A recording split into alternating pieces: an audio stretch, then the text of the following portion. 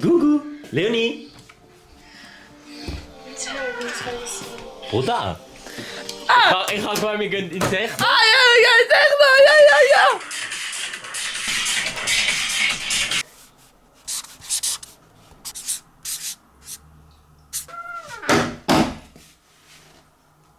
Heute wieder ein Get Ready With Me in der manchmal ihrer Hütte.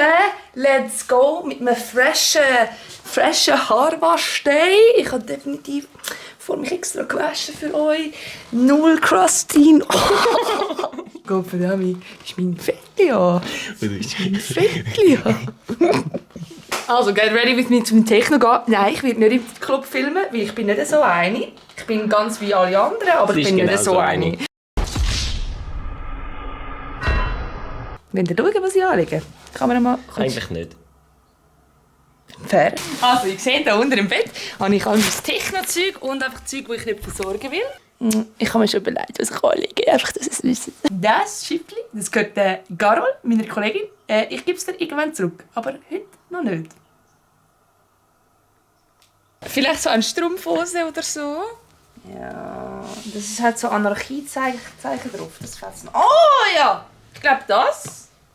So von H&M. Dann ziehe ich mich mal um und schminke mich und wir sehen uns nachher, wenn wir vortrinken, dies, das. Ja, wieso nachher? Wieso, was machen wir? Wieso nicht nachher?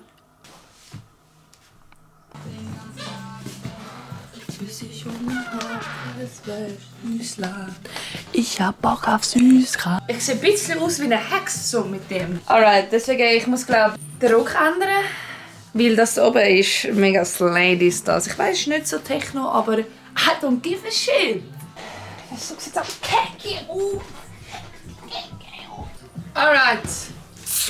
Yeah, wir haben jetzt ein Outfit. Also das Top haben wir wieder behalten, aber wir haben jetzt so einen fucking...